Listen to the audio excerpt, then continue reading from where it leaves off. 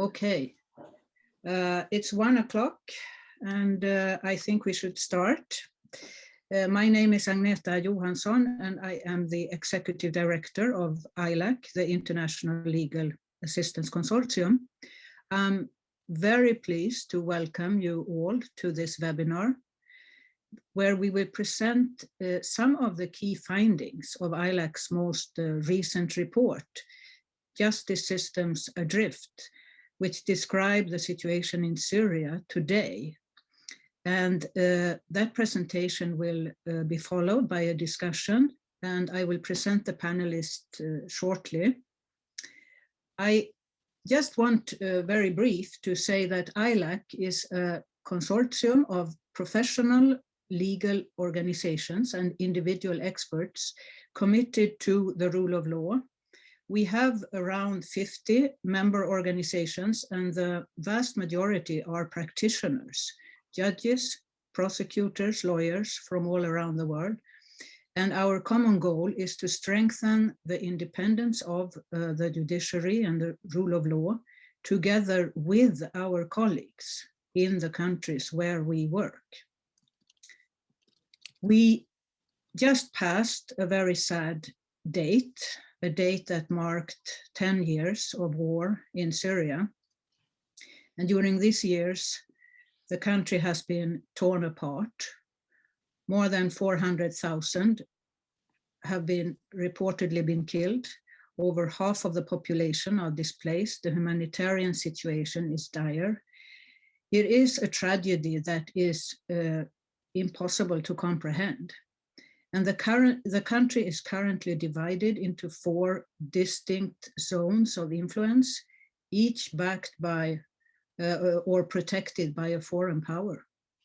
If Syria shall have a chance to get back, or what we shall call it, together as one country again, a political solution and political will within Syria as well as outside Syria is of course absolutely necessary. This is, however, beyond this webinar to discuss today, but one of the main requisites to practically get the country together, if the political will is there, is a functioning and coherent justice sector.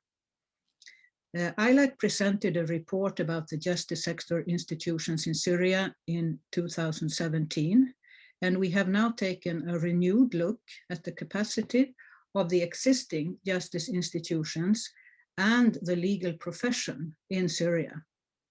Through interviews with our local colleagues, legal professionals in different geographical areas across Syria, the report attempts to capture the current state of the rule of law in Syria.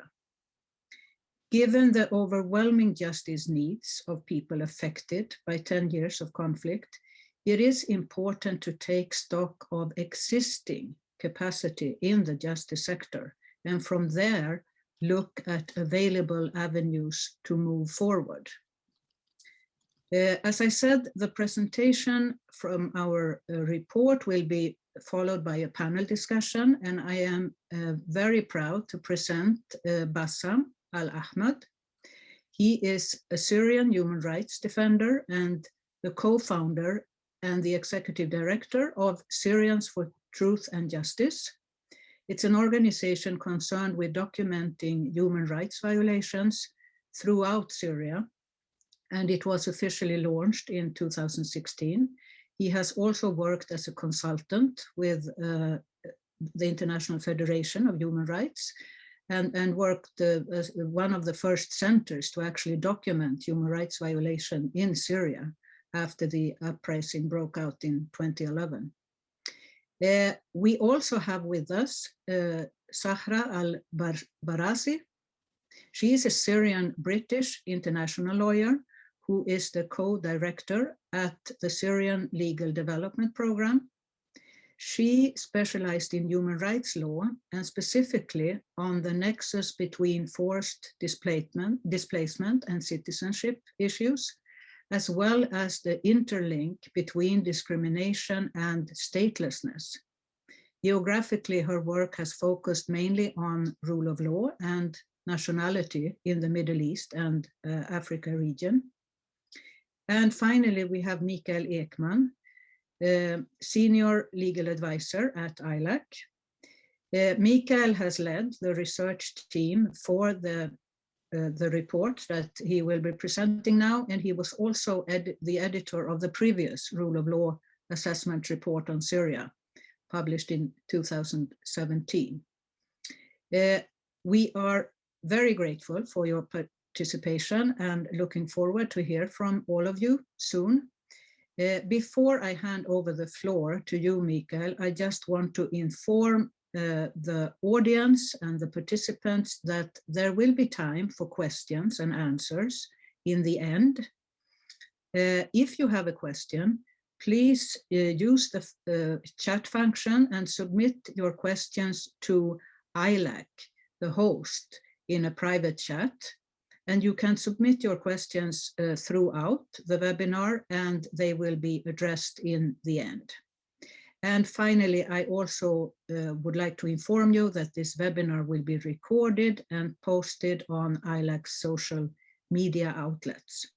But with that, I hand over the floor to you, Mikhail, who will start by presenting some of the key findings of the report. Thank you, Agneta. And hello, everyone.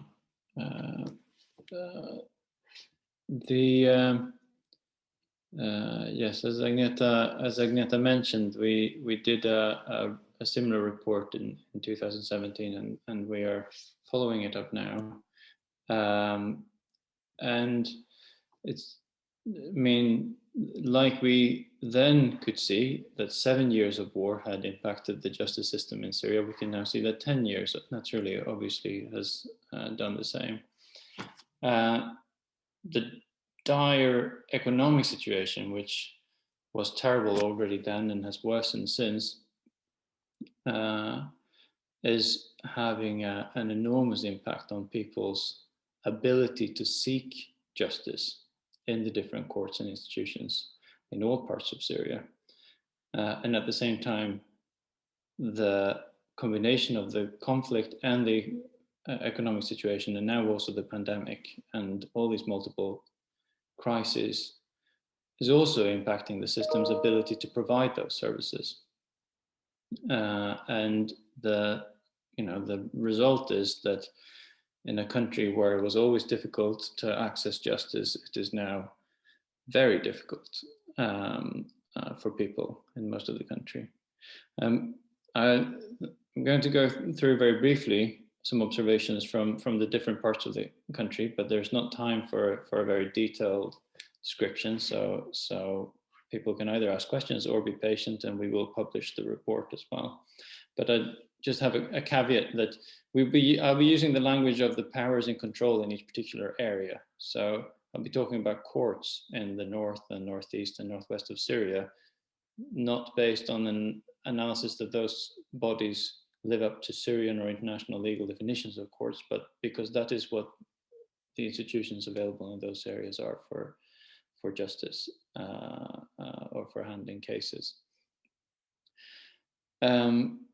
I think one of the most important sort of findings it's the observation that Syrian lawyers are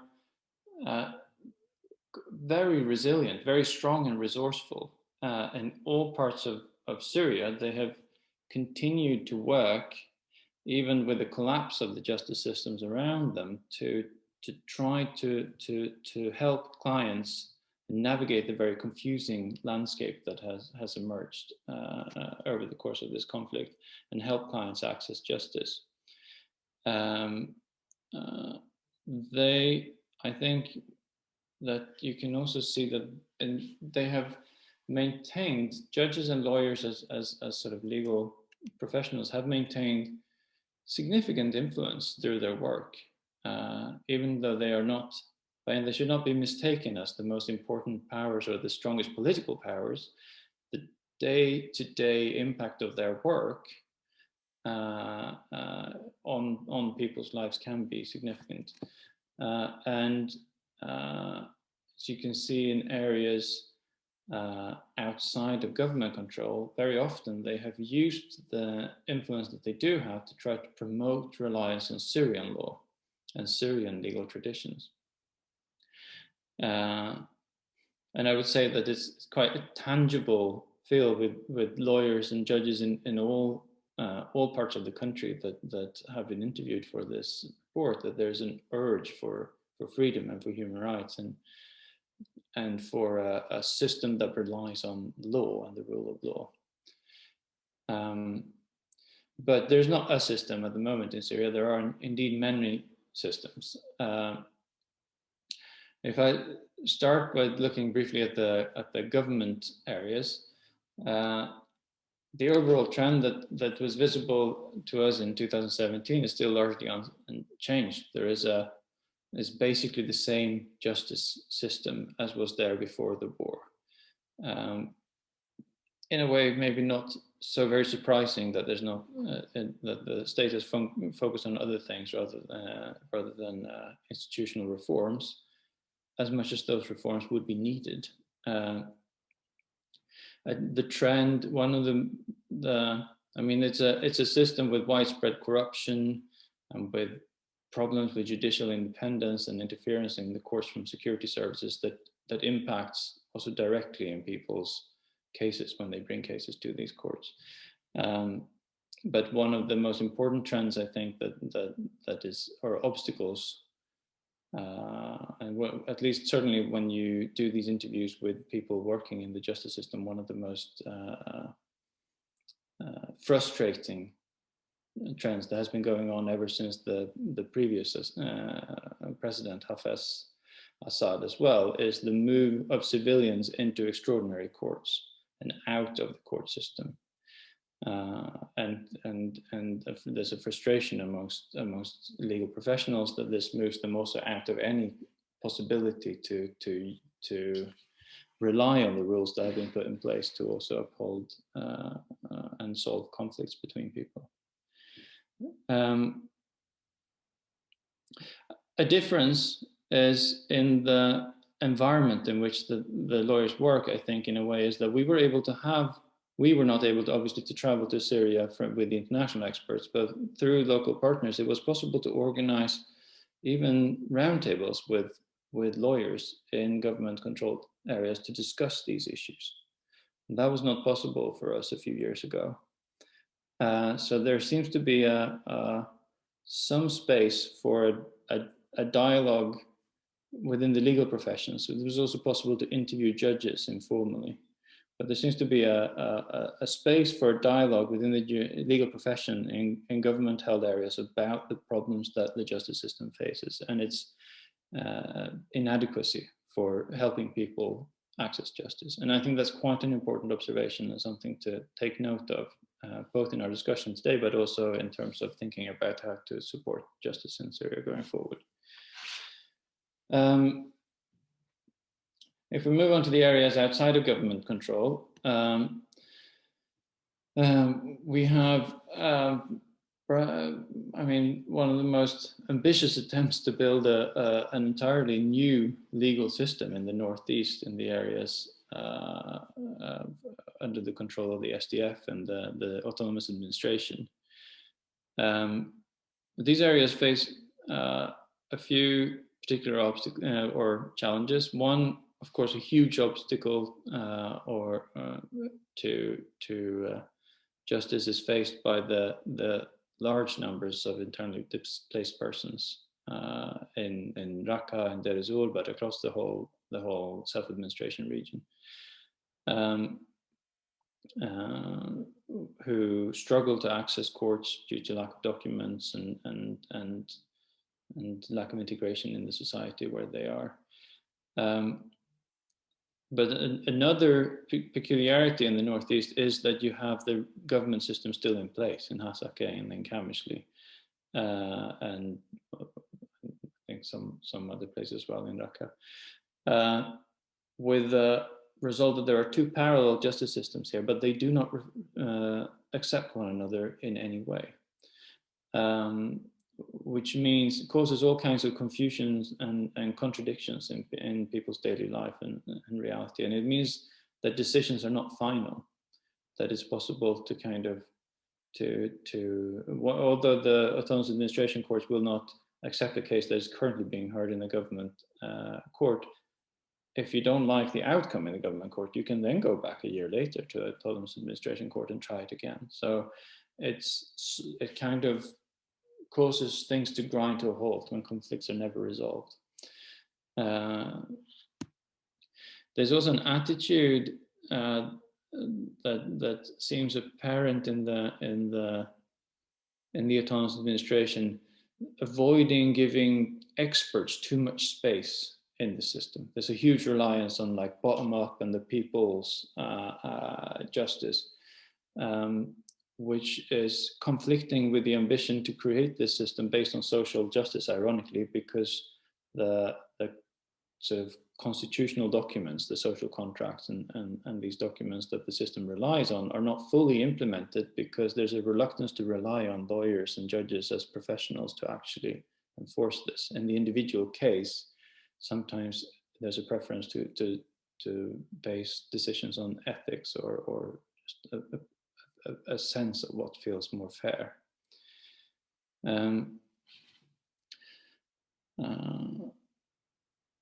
I think in the interest of time, I will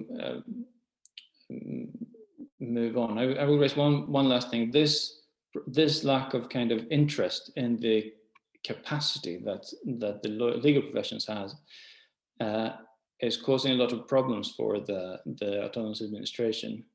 And I think it was illustrated by one lawyer who was actually in our conversations very positive about the autonomous administration and would like to engage and had tried repeatedly to engage and improve things in the system. But ultimately, even though he maintains kind of an engagement with that, chooses to work with government courts in the area, because there it is possible to practice your profession. Yeah, in the north, there's obviously a huge influence of Turkey in the areas that were taken over in the various military operations there. But there's also been an opportunity for lawyers and judges to create a system based on Syrian law. And there's a pride amongst the legal profession there of what has been achieved in that sense. At the same time, the whole system is massively impacted by the fact that there is no Syrian state at the top of the system. There is basically a judiciary without an executive power or a legislative power, which means that talking about separations of powers or understanding what the real basis of law is in that system becomes full of contradictions. There's an ambitious attempt to create a system based on rule of law, but there's no legislator to issue law. At the same time, I think that the application of Syrian law, even though it's actually only pre-2011 laws with a few exceptions that is applied and it's an old constitution, does mean that the system that's being built there is very similar to what was in place before the war and what is in place in government areas. And there's a strong reliance on Syrian legal traditions and laws there, which means that there's an attempt at least to stay as close to the Syrian state, if not the Syrian government, as possible. The northwest is obviously in Idlib we have the most rudimentary of the systems under the Salvation government, with this legal system based on quite radical interpretations of Islamic Sharia law. At the same time, the trend that we could see already in 2017 has continued and sort of formalized that those courts, the Sharia courts in Idlib, hire lawyers as legal consultants to help the Sharia judges maintain a more uniform procedure. And there's quite a strong reliance on the locally formed bar association in developing the system and in trying to improve the functioning of the system. I don't have time to go into many of the serious issues that there are about independence and predictability of these courts, but there is so I'm focusing here on the same trend that is visible in the other areas, which is that there is a strong involvement also by legal professionals from Syria, and they push the legal traditions in the system that they know. And I think I'll leave the geographical areas there and just sort of focus on that a little bit. The lawyers in Syria, if given the opportunity, revert to the system that they sort of dreamed of. They're building their system around the kind of Syrian laws, and the north is very much from the 1950s and 60s, where there was post-independence like a drive to and a kind of expert-driven legal development. But that same kind of desire for upholding Syrian law is visible also in the conversations with judges and lawyers in the government areas.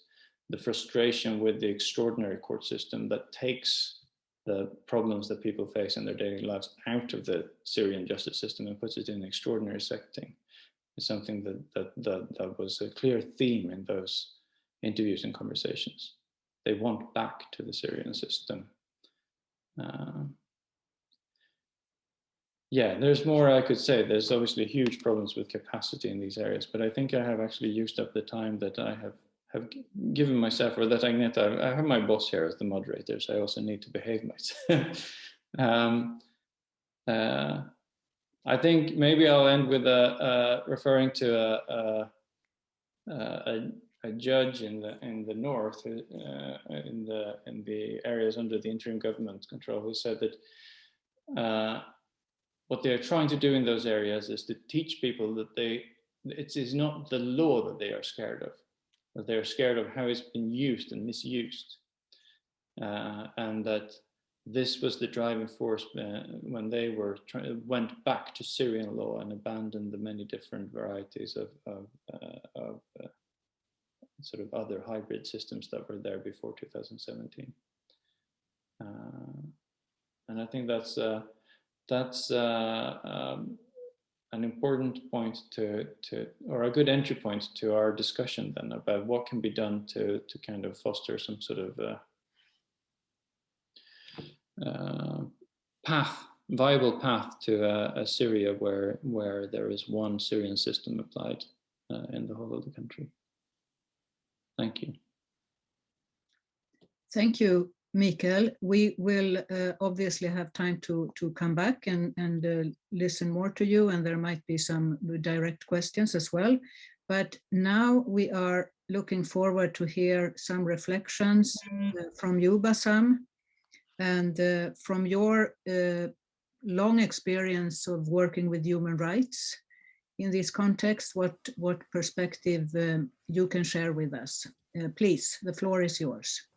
Thank you very much, and thanks also for giving me this chance to speak about this kind of like complex context and situation. I think we can start from the point of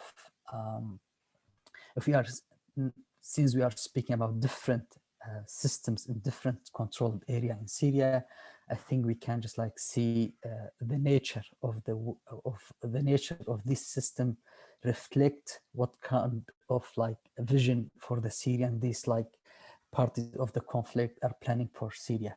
So if we speaking about like the regime or the Syrian government area or self-administration or the northwest area, the way of applying this system reflecting the vision of this, like the vision to the future of Syria by this part of all parts of the conflict. So I think starting from this point, maybe leading us to recommend that there should be kind of like intervention to support or help this kind of like systems.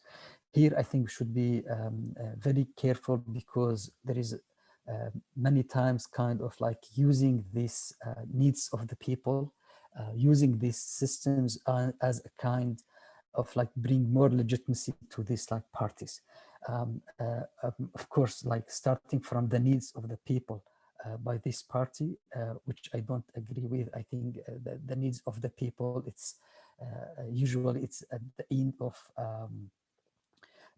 like what these parties of thinking. But in any case, if there is any kind of intervention of support by any international organization, including ILAC, I think it should be based off like two main principles.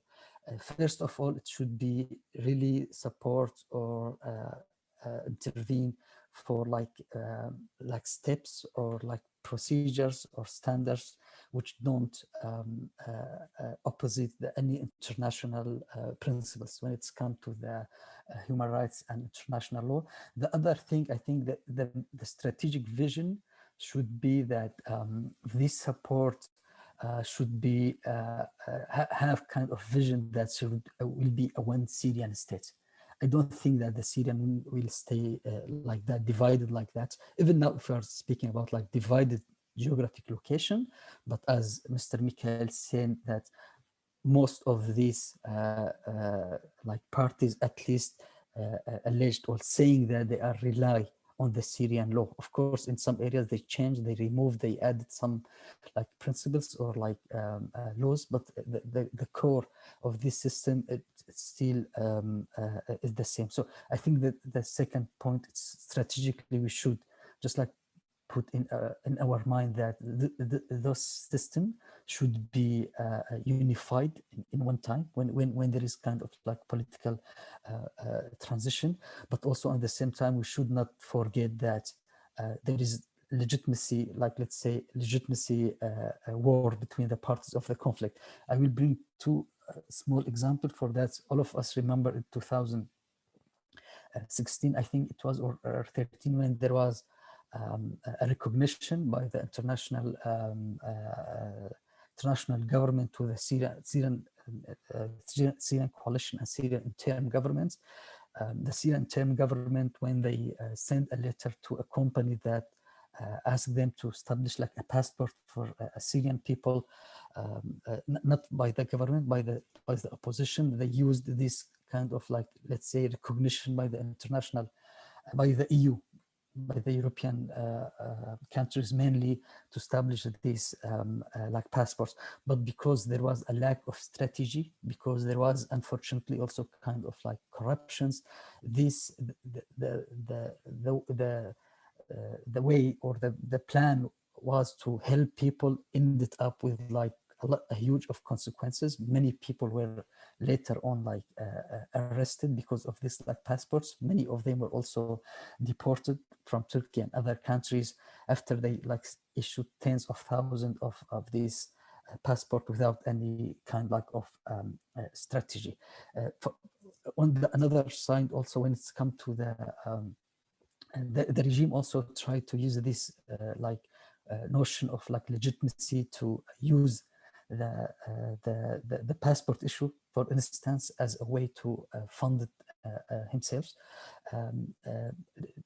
All of us maybe know that the Syrian passport, one of the weakest passport with alongside with other like passports around the world, but each one of like Syrian citizens, especially outside of Syria, the consulates ask them to pay like minimum around $1,125 like dollars for each passport. Then this passport is not valid more than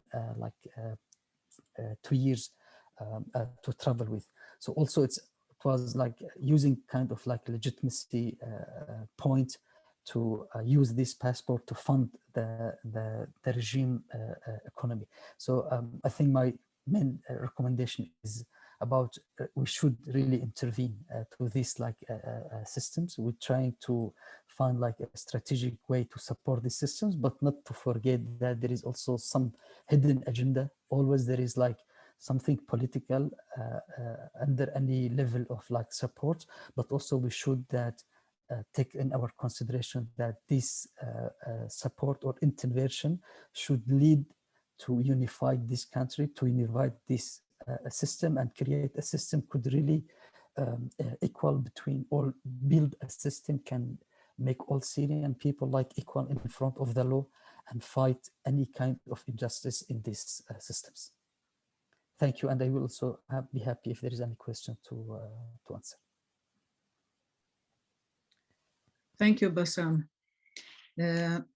Yes, let me then give the floor to Sahra. I know that you have been thinking quite a lot about how we can actually move forward, because there are solutions and there are examples out there. So please, the floor is yours. Yeah, thank you. Good afternoon, everybody. And first of all, thank you very much to the organizers for letting me be a part of this discussion and conversation. So after these kind of insightful pieces of information and reflections from Mikhail and Bassam, what I really wanted to do today was kind of to take a bit of a step back and be a little bit more reflective on what we mean when we talk about potentially a viable path to whatever the scenario the country goes to, whether it's remains separated or unifies, etc. In short, I wanted to be able to come away with just one message, because I know that a lot of people who work on issues of judicial systems in these different areas, me included, feel often very kind of intimidated by this scenario because it all seems so chaotic. It seems like it's crazy and there's a lot of things going on and there's kind of no way to dig out of it. And I wanted to kind of reflect a little bit how, yes, in fact, the reality is very depressing when you look at kind of the problems and the challenges these different judicial systems are facing, the people are facing trying to access judicial systems, and the lack of uniformity. But I don't think that this should paralyze us. And I think, we should try and start to think kind of in a solutions-based way. Of course, Syria's situation is unique, but there are precedents to what has happened, to what is happening in the past. And I want to give a couple of examples. Of course, not suggesting that they have the same dynamic as Syria, but that there are lessons that we can learn from different examples in different parts of the world who've had to face kind of similar scenarios of problems in different jurisdictions, different judicial systems in different areas. That have split away from the main country, and kind of just generally highlight some of the ways that we can reformulate our thinking on this. So I'm want to cover kind of three basic issues while looking into this. The first one is that of the uniformity of legal systems. So as we know, and as we've heard from Mikhail, there are different laws, there are different judicial systems that are applying currently in the different areas in the country. I kind of wanted to try and approach this issue from a different way, to ask a different question that's not just, what are the challenges here, but more so in, does it necessarily matter so much that there is different areas that have different laws and apply different judicial systems? So that's kind of the question I wanted to pose here.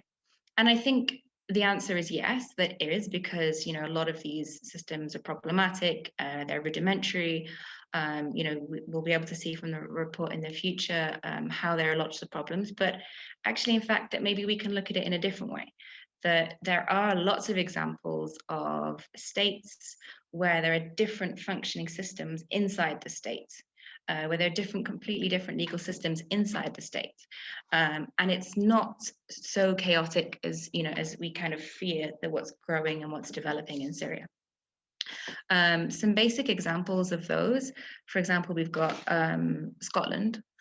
So we're talking about the UK, which in general is a relatively functioning state, and Scotland has a completely separate legal system from the rest of the UK. So we've got Scotland that has a whole different legal system to England. It has a whole different legal system to the UK. Sorry, I think my video, okay, it's come back. I mean, it's not perfect. And there are, you know, specificities to it. So for example, ultimately it's the UK Supreme Court in the UK that has the last decision, but in general, you know, it has its own system. And you see the same situation in a lot of countries that have kind of a federal system. So in one state, you have different areas in the state that have different legal systems, and they can have quite significant differences between the way that the law functions in these different states. What happens, and I think this is an important kind of note to take in the context of Syria, is, you know, as long as there is nothing that's unconstitutional, then that works. And that's, I think, something that we've got to take note as lawyers, Syrian lawyers who are trying to look at this, is the fact that you can, you know, there are little differences in the law, little differences in the way that the law is functioning is okay, as long as we try and ensure that the fundamental principles that you could perhaps find in constitutions are similar and are one. So this will make it a lot easier in the future if, you know, we are trying to unify the systems, or we're trying to, you know, help people live their day-to-day lives that are kind of moving from place to place. And the last example I want to give, which, you know, isn't a perfect example, but is also a regional example, is that of the KRI, the Kurdistan region of Iraq. Again, there you've got a completely different legal system to that of, you know, Iraq itself. You know, if you've ever visited that area, you need a separate visa. It's got a completely separate judiciary, and it's not perfect. But again, it's an example to show us that, you know, not to be too scared of the fact that we've got kind of different judicial systems. And then kind of taking an even further step back and looking not just at the laws, but the way kind of, you know, laws and systems of the way of life functions. You've got all sorts of different examples of how this can be really fluid. You know, there's a lot of successful coexistence in different states between the state laws and then kind of customs and tribal practices and non-state laws and different judicial mechanisms that are used in the different parts of the states. So like to try and remember that, you know, there's a kind of a real fluidity about how law works in different states when we look at this. Of course, there are obvious challenges to that too. We see that in Syria. You know, we've got a lot of problems that come from the fact that, you know, we've got a customary way of marrying in Syria. So it's not just at the courts, but, you know, many people get married outside of the courts in their own customary mechanism. And that has proved problematic, you know, when you don't have kind of a state accepted marriage certificate in terms of proving this marriage in the future, but that these things do exist. So to try and broaden our thinking a little bit more when we're trying to think of solutions. A good example I find as well is that of the issue of birth certificates. And I think that's one issue that is very problematic in all of these different areas in Syria, is the lack of birth registration and the lack of access to birth certificates a lot of people are facing in the different areas because of differing systems, etc. And, you know, you've got examples of several countries, Timor-Leste, for example, Uganda, where they've used baptism cards that came from churches, because in these baptism cards, you've got the same details that you would find in a normal birth certificate, you know, where the child was born, what date the child was born, etc. So they, you know, they've used these as proof. And I think this is a really good example for me specifically, because it kind of really enhances what I believe as a difference between kind of recognizing documents and recognizing documents and certificates, etc., and legitimacy. Because I think we put these two together often when we're having these conversations. You know, if we recognize these documents, then we legitimize an authority, we legitimize a state. We say that this is the state that's ruling, and this is the governing authority that's ruling in that state. I think that's a problematic way of looking at it. I know in reality there's a lot of political agendas, and there's a lot of, it's a whole host of politics that is involved here. But recognizing documents and recognizing court decisions, etc., I think we don't have to look at it as therefore accepting legitimacy of a particular person or a particular governing authority. And I feel like that's kind of also an important conversation to have, especially in a conflict area. You can easily say for humanitarian reasons, because there is no other alternative, we are recognizing documents, we are understanding that these are the documents that are available in these regions, doesn't mean that we are legitimizing particular authorities or states. And I think that's kind of a conversation that is lacked when a lot of the discourse happens on this issue. Like, recognition means legitimacy. And I think it'd be really useful, especially for people who are having to live in these areas, to try and change that a little bit. Of course, you've got if there was to be unification in Syria, having different legal systems doesn't necessarily have to be an issue that can't be resolved. And we've seen this in many different scenarios in the world where a country has unified. A really good example, and I apologize, I'll bring up this example a few times, but I think it's a really good example to look at in the context of Syria, is that of Germany and the unification of Germany in the 90s or 1990. That being the German Unification Treaty. So that was a treaty that allowed the different legal systems to continue working the way they did, as long as they weren't violating the German constitution. And that's, you've got a federal system in Germany, so that worked fine. So, I'm sure it wasn't smooth, and I'm sure there were challenges to it, but it shows that there is opportunity if we're able to come together and work on this, to look at possibilities that if there was a unification, it doesn't necessarily mean that these non-uniformed legal systems at the moment would be massively problematic to that. I mean, there is the biggest challenge to that potentially would be Idlib and the authorities there, because there it's more of a kind of not completely codified law, because it's Sharia law. So it's not kind of codified in the way that normal other legal systems work. But and that would be a challenge. But in general, I think there are opportunities and there are ways to work around that. The second point I wanted to bring up is that of the issue of documentation.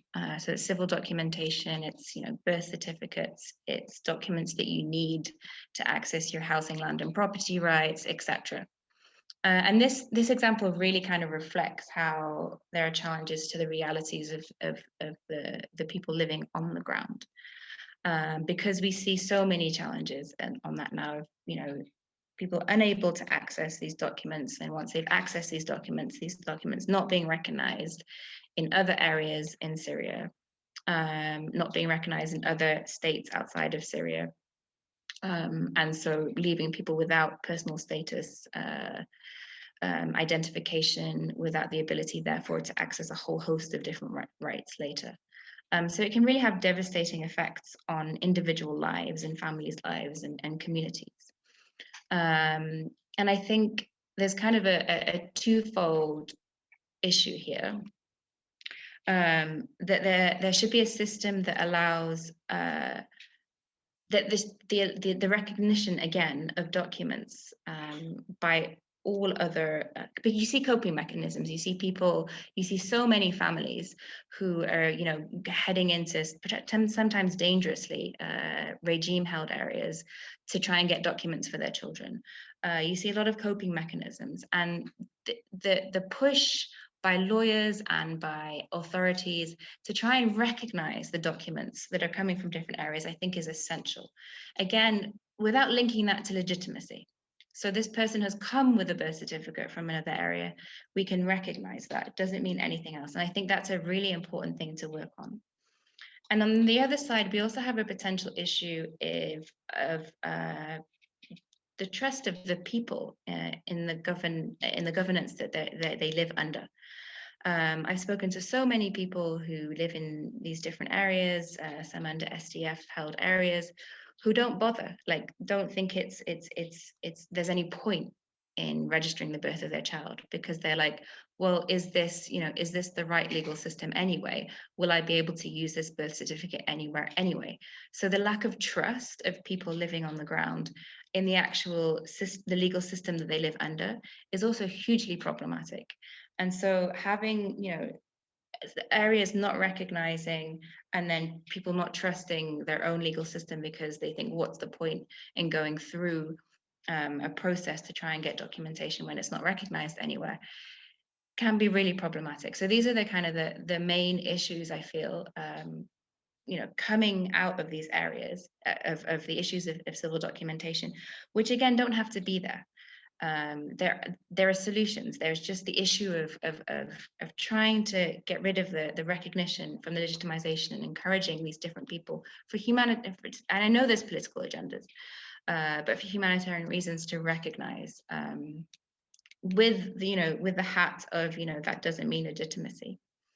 And in terms of potential unification of the country, again, there shouldn't be huge problems for the fact that we had different civil documentation systems and personal status laws.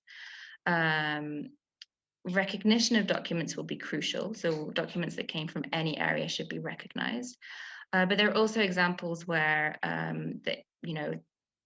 for example, again, I'm going to go back to the German Unification Treaty, where they considered all documents valid, and they were able to kind of gradually uniform. Personal status laws are rarely very, very different from each other. Personal status systems are rarely very, very different to each other. So unifying them in a potential scenario in Syria in the future, again, shouldn't be hugely problematic and shouldn't be hugely chaotic. The bigger challenge for documentation now is just having these documents recognized. And very lastly, and very quickly, is the issue of court decisions, whether that's civil or criminal, and having those recognized.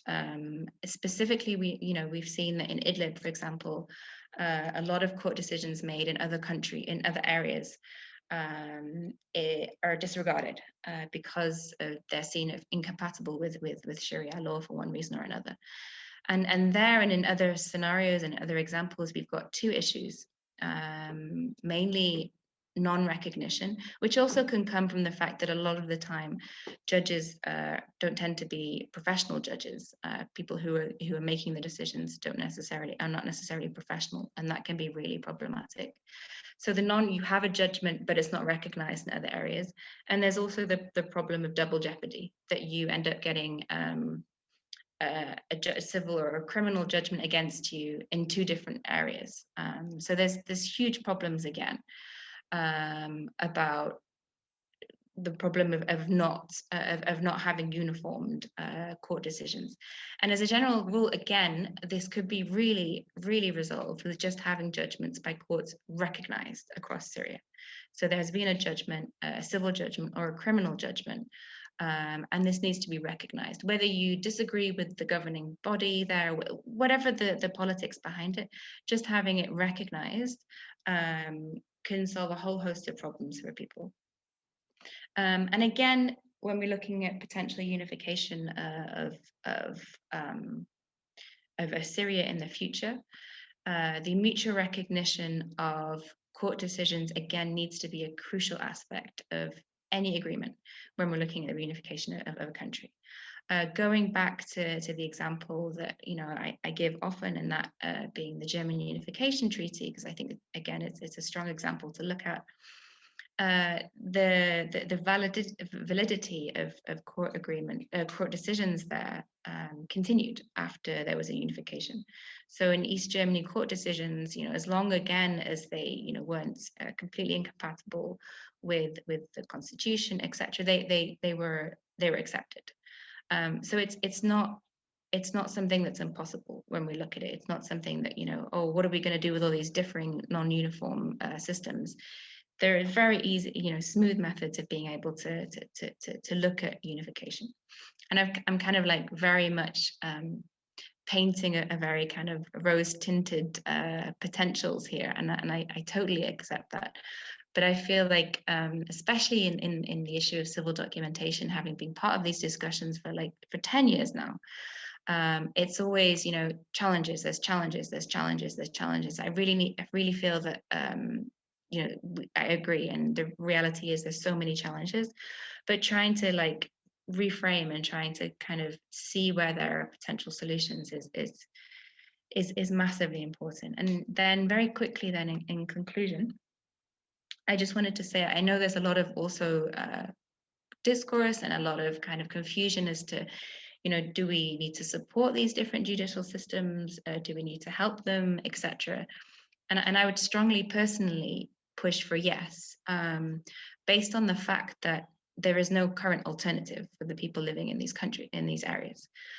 So I mean, if anybody has a better idea, then that's fantastic. But at the moment, this is the reality, and people need to live their lives and get on with their lives, and register their marriages and access their land and have criminal court cases, etc. And so there's no alternative at the moment other than supporting and accepting these judicial systems that are in place. Recognizing that it's sensitive all across the region, and recognizing the issues. And I think the main message to go away with is as much as it's huge challenges, having an attempt at having a Syrian orientated solution, because I really do believe, and I think that's something that Mikhail also pointed to and came out in the report, that there really is goodwill amongst a lot of lawyers and a lot of people working in these areas. So to have some kind of very specific orientated solution that comes amongst these people, and to not look at it as so chaotic, and to not look at it as completely crazy, where there's in the way to dig ourselves out of it because there's so many different non-uniformed systems. I think that's kind of just the biggest message that I wanted to put forward. And I'll stop there because I think I've definitely gone over my time. I apologize. Thank you, Zahra. Very, very interesting food for thoughts for everyone. I think I will do like this. We have, I will inform the participants that I will give the possibility to ask questions also orally. I'm not saying I will give everyone the chance. We'll see how many questions we will get, but I have a couple of people who have specifically asked to verbally state their questions or comments. Before we start with that, I wonder if some of the panelists would like to say something in reaction to each other.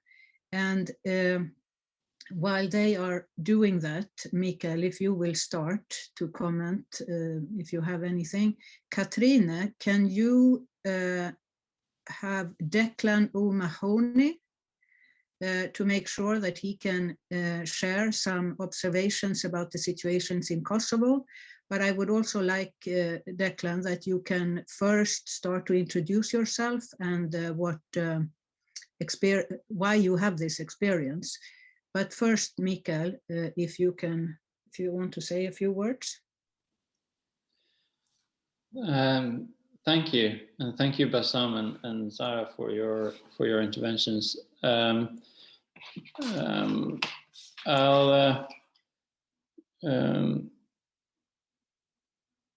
think maybe I'll start with the last few points that Zahra was raising. I think I put a little exclamation mark in my notes next to a couple of points there. One was you talked about the need for push by lawyers to recognize documents, not about sort of legitimizing groups or so, but for sort of understanding. And I mean, there should be scope to do this in different ways. There's probably not scope to officially legitimize a whole system for it. It doesn't need to be. Or you also talked about court decisions.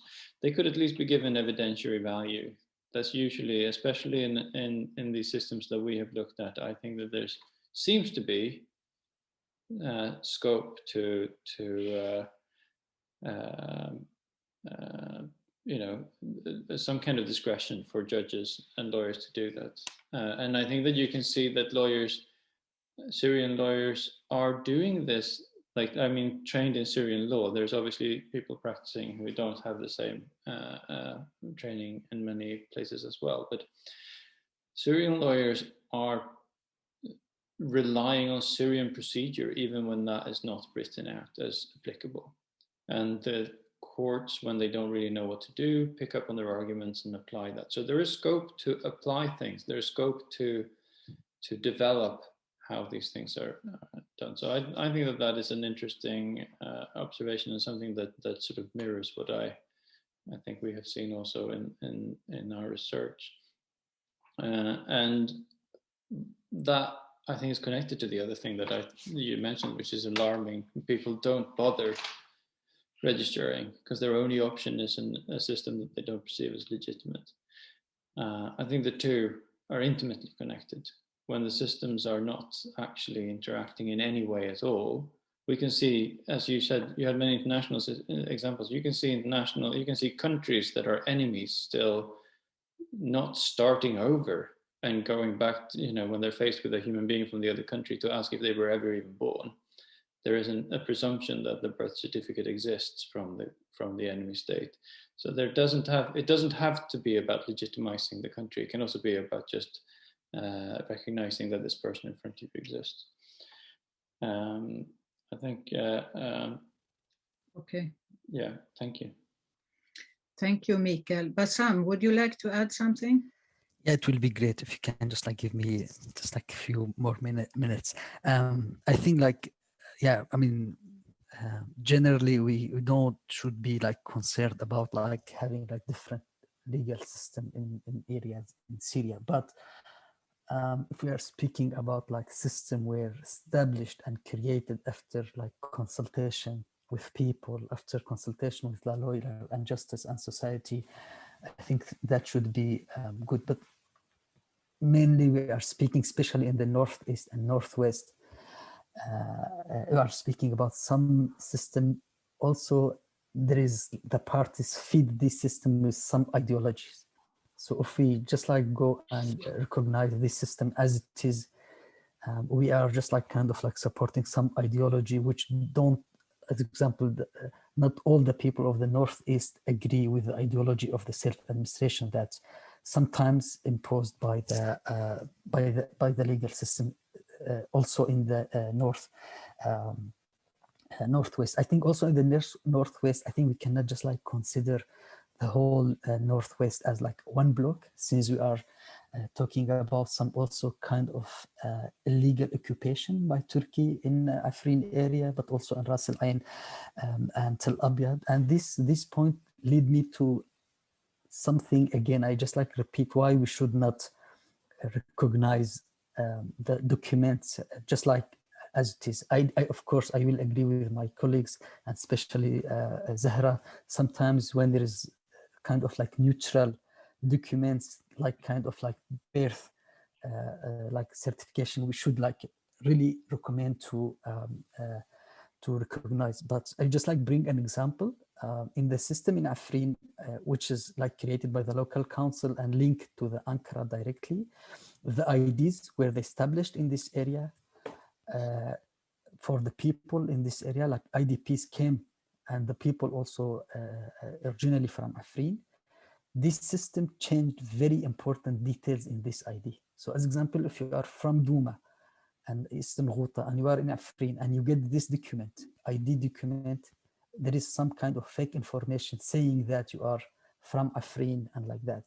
This is, as example, if you just like take this document, which is linked to the system in Ankara, it will be a huge problem, because it's really a clear potential like way by Turkey to like change demographic of in this area.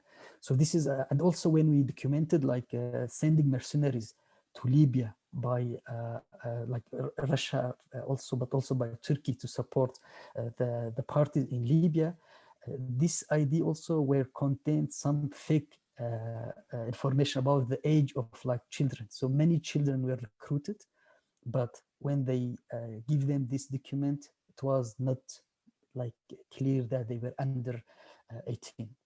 The last example also, it's about what's now going in Ras Al Ain and Tel Abyad areas.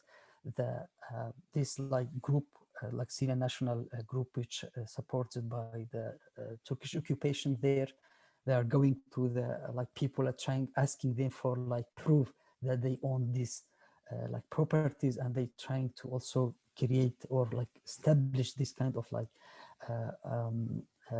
and now they are creating a similar system in Afrin regarding the IDs and like this kind of certification. But the way that they are dealing in this area, they're like trying to establish these documents while hundreds of thousands of this area were like displaced, and they don't have authority to say who owning this land or owning this house, because most of the people, they know that they are just like know about the situation in the Syria. They know that most of the people in Kurdish area in Northeast, for example, they don't used to have this green card ownership of this. So it was the operation mainly relied on just kind of like contract between the parties. So I will of course say just like say that we should be very careful about recognition about like documents. Some documents could be essential for the people, but some also kind of like recognition may lead in the future to change demographic. And I can say, I think my opinion is what's happening, as example, in Afrin, it's that Turkey is planning to do it as they did with Liwa al-Iskandaron, maybe 10 years later, to do kind of referendum and say, look, we have these IDs and people can vote on something that it's against what Syrian people wish. So I think just like we should be kind of a bit more sensitive on that. Thank you. Thank you, Bassam. The panel will have a chance to talk again in the end, but we have a few questions now, and a comment from Declan O'Mahony. Unfortunately, we cannot see you, but we can hear you, listen to you. So please introduce yourself, and please also be short and to the point. I'll try to be. My name's Declan O'Mahony. I'm a barrister from the UK and Ireland, and I worked for a number of years in Kosovo in the UN programme and the ULEX rule of law programme, the EU rule of law mission in Kosovo. My role was working in the privatisation programme, which was run by the UN and taken over by the Kosovo state. And I was also working in the rule of law mission as the property rights coordinator, and I was a legal advisor for the ministries as well. I've listened very carefully and I'm very interested in the problems that are plainly apparent in the divided judicial system in Syria, which has emerged as a result of the conflict. And I simply want to reflect on the fact that actually much the same sort of thing was occurring in Kosovo. Up until 1999, there was a unified judicial system. It was being run. Well, in fact, from 1990, many of the lawyers and judges in Kosovo lost their jobs because they refused to accept the legitimacy of the Serbian takeover of the autonomous state of Kosovo in 1989, which led there to be essentially groups of lawyers and judges who were working inside the system, primarily regarded as being for the state, for the political authority of Milosevic and his party. And when they lost their status in 1999, the UN tried to introduce a brand new legal system, but the existing legal system also ran in parallel. So we had a system of parallel justice there. We had courts in the north and courts in the Serbian territories, Serbian held areas of Kosovo that were being run and being regulated by prosecutors and judges that were being appointed and paid for by Belgrade. So we did have this system of duality, of a double framework of legal provisions, but it was territorially based, which is why it's the same, it seems to me, as being currently practiced in Syria, that you have territorially based differential legal systems being established. After 1999, we know that there was certainly after 2008, the program was being driven by the international authorities in Kosovo, was to try to unify, to get one single united judicial system. And that was only brought into effect in about 2015. And I think there are some very valuable lessons to be drawn. When I say practically brought into effect, the very valuable lessons to be drawn from the way that that was undertaken. Because in order to be able to accommodate and bring the judges from the Serbian system into the new Kosovo system, or the 2008 Republic of Kosovo system, they had to find some mechanism to ensure there was going to be a balance and equity inside the judicial system. So they had created a court of appeal in the northern territories of Kosovo, where the president of that court is a Kosovo Serb, and they have created an office of the prosecution service in Mitrovica in the northern territories, which is led by Kosovo Albanian. And what they've done is they've tried to find a mechanism to have ethnic balancing undertaken, and they have brought together everything underneath the, as it were, the framework of the Constitution, with the Constitutional Court sitting above.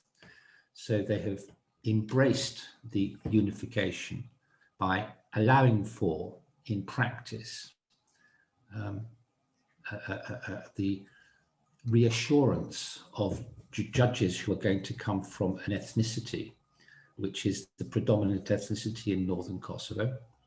And in that way, they've drawn in, as it were, the population to accept the legitimacy of the courts that are now trying to do justice in their own way in those territories.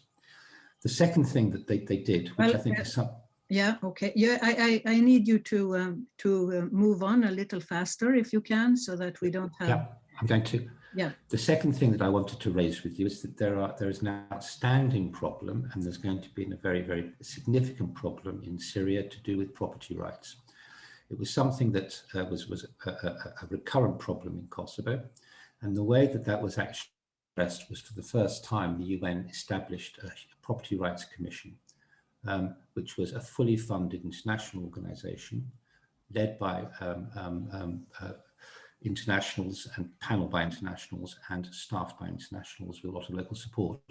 And that program was intending to try to restore people to their property rights who'd been displaced as a result of violence, as a result of fear, and as a result of having to take refugee statuses.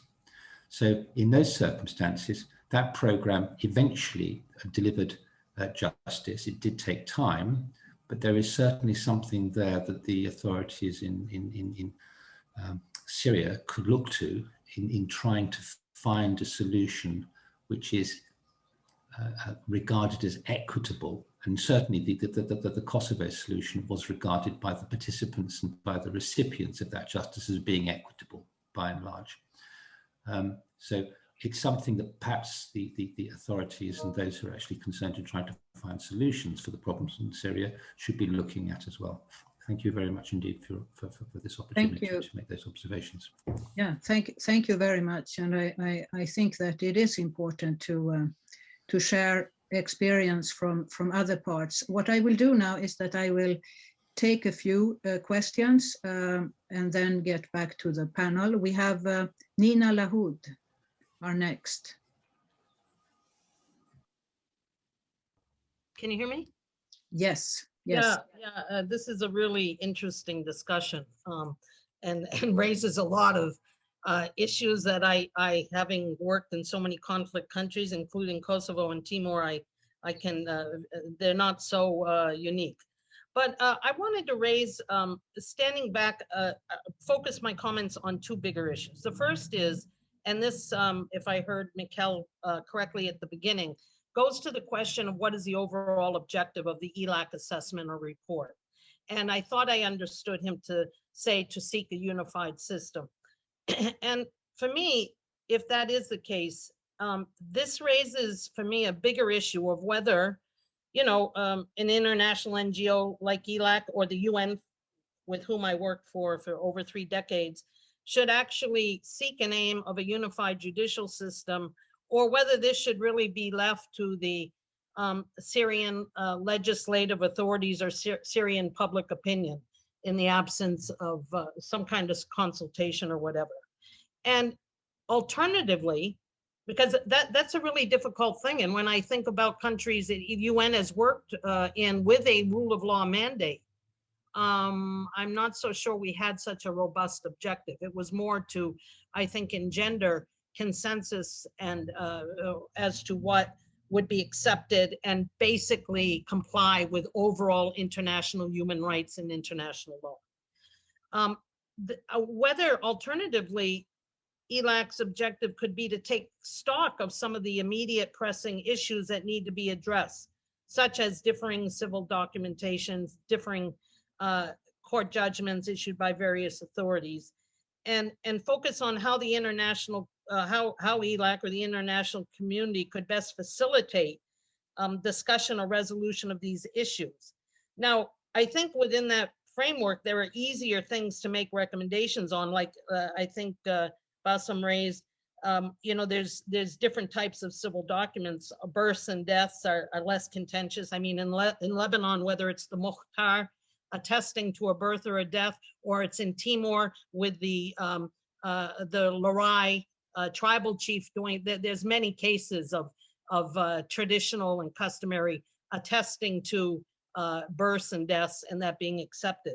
That's less problematic in my view than what Zahra raised as regards court judgments, because court judgments, depending on whether they're issued by Sharia courts or otherwise, raises the issue of the issuing authority. Well, it may be a legitimate judgment issued by the then applicable quote judicial authority. The public may not really accept that, but they have no alternative. So I think when you get into, you depart from civil documentation and you get into court judgments, that's much more difficult.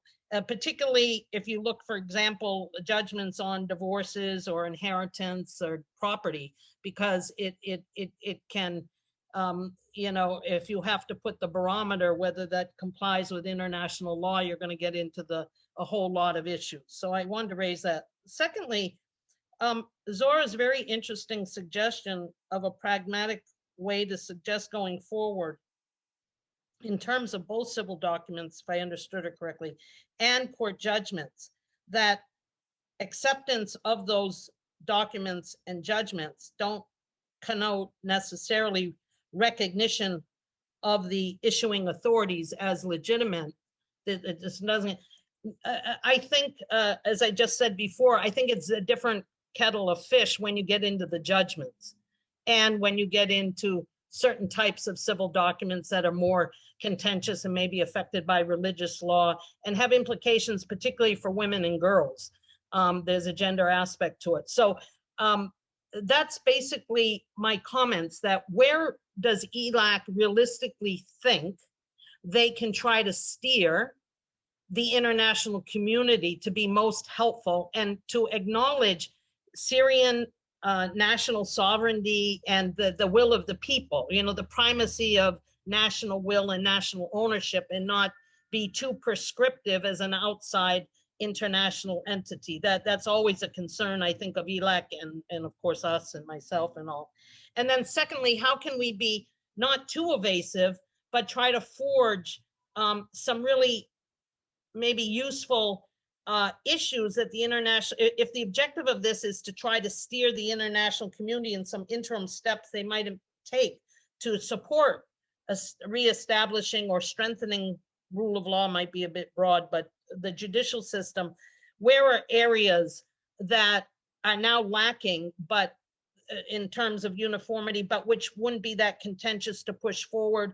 And what's other areas, such as training? I mean, Bassem mentioned, and we all know that people that end up in judges in these countries, particularly during turbulence, doesn't mean they've gone through the same training and professional credentials as others. So, you know, where are areas that the international community and ELAC, without being accused of the great white way flying in, could be most helpful in steering international assistance and be productive while respecting the will of the people in the country. I'll end it there. Those are my two, but it's a fascinating discussion, and I really appreciated you know, in particular Bassam and Zahra's comments. And I just came out of, by the way, 3 days of discussions with women across in the context of the Commission on the Status of Women, where they had many panels of predominantly nationals and women from Syria and Palestine and other places. And this complaint, big complaint against the UN approach in Yemen, in Syria, in Palestine, it was consistent in every meeting I was in, that they're not listening to us, they're not consulting us. And that was particularly aimed toward consultation with women and civil society.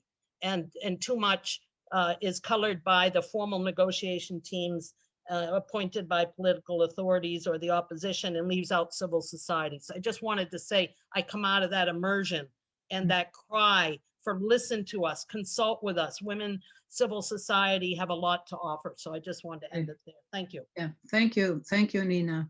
I want to have one more comment, and then I'll give the panel a chance to respond. And we also have a written question, Sarah, that you have seen, I think, yes. Hussam, yeah, there you are. Hussam Al-Shenne, please. Yes. Hello, good afternoon. I'm Hussam Al-Shahne. I'm Syrian judge for 16 years. I listened carefully to you all. Thank you, Bassam, Agenta, Michael, Zahra. But I'm not sure that I got all the meanings because of my weak English. But I think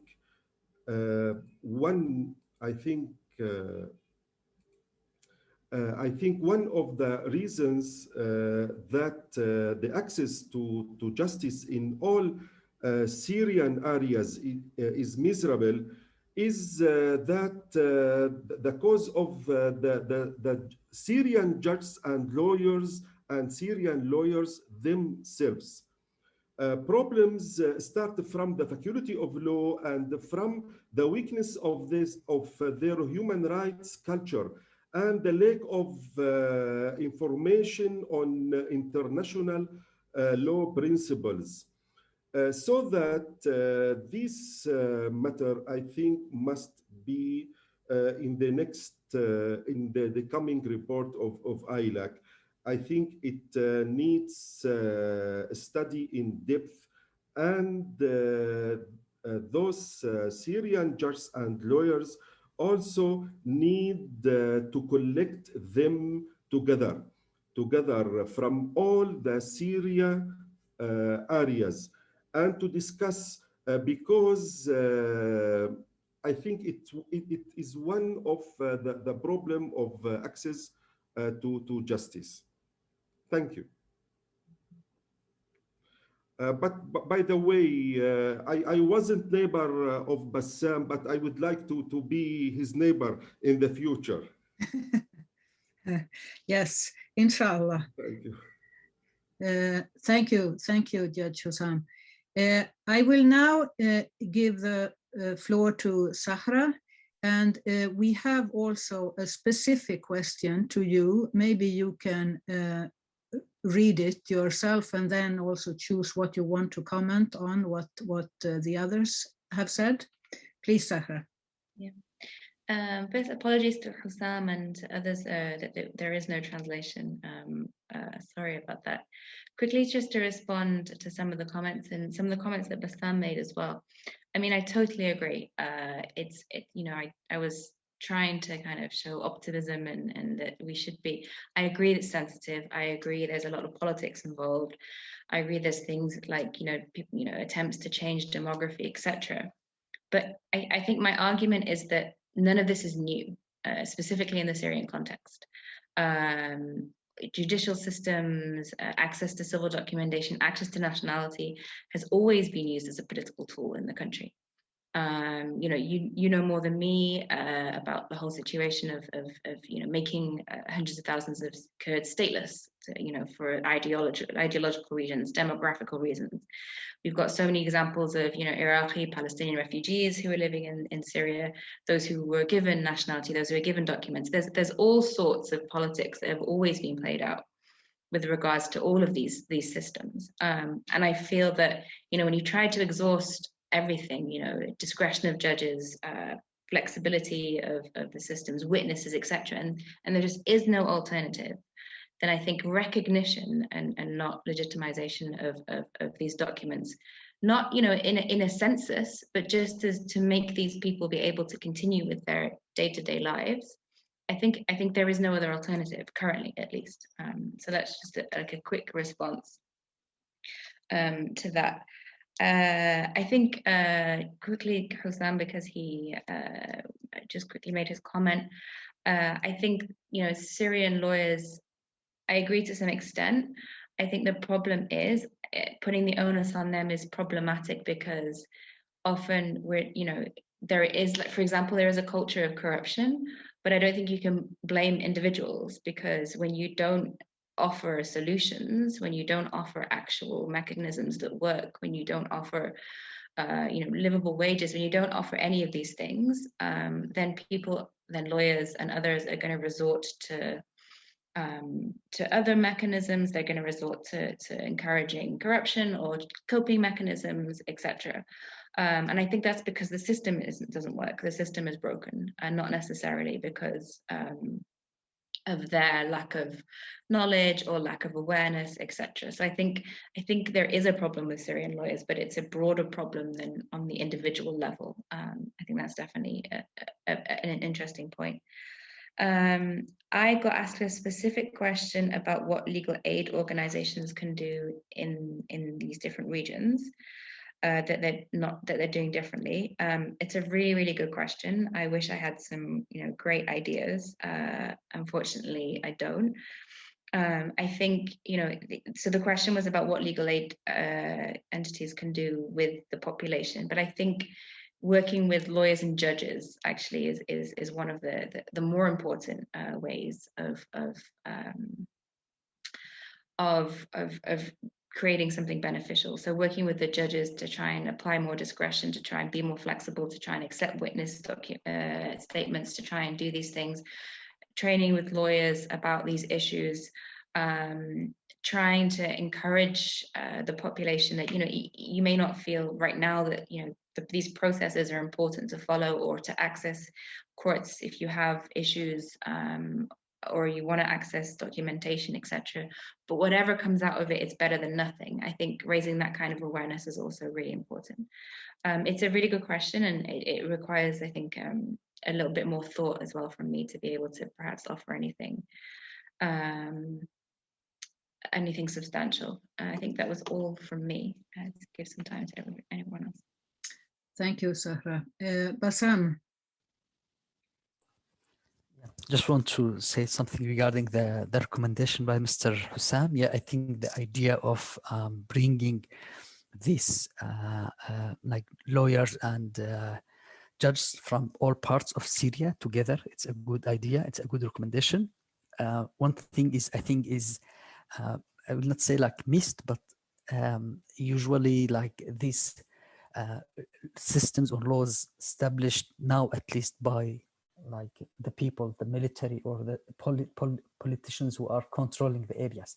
So the system, as example, Northeast, Northwest, not totally or purely established by the lawyers and judges. Of course, they are part of the solution. Maybe in some areas they are part of the problem. But if there is any like plan to bring people together, I think lawyers and like judges should be included, but also the leaders, society leaders, the politicians, sometimes like the people who are creating the system should be exist in this kind of like meeting, because the problem is not a pure, just like a legal problem between like system and lawyers and judges. It's I just like maybe my opinion, maybe some other colleagues don't agree. I think the core of the problem is ideology and political problem more than, maybe Zahra mentioned about the stateless. I was like a Kurdish stateless for 29 years in Syria. And many times when you speak about, or speaking about the issue of like Kurdish stateless, always the regime and government try to address the problem as it's just like a very legal problem, but in the core it was just like a pure political problem. So I think also this difference between the system and the issue in Syria, it is maybe from outside more look like a legal problem, but from inside also there is many elements related to the ideology of the parties, related to the politics, related to the powers of controlling the local Syrian powers inside the Syria. Thank you. Thank you, Bassam. Okay, some final remarks, Mikhail, 2 minutes.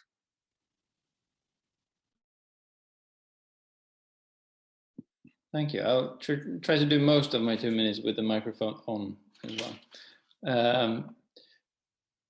I mean, in a way, I think Hossam Al-Shene took my point, and Bassam picked it up as well, which is that I think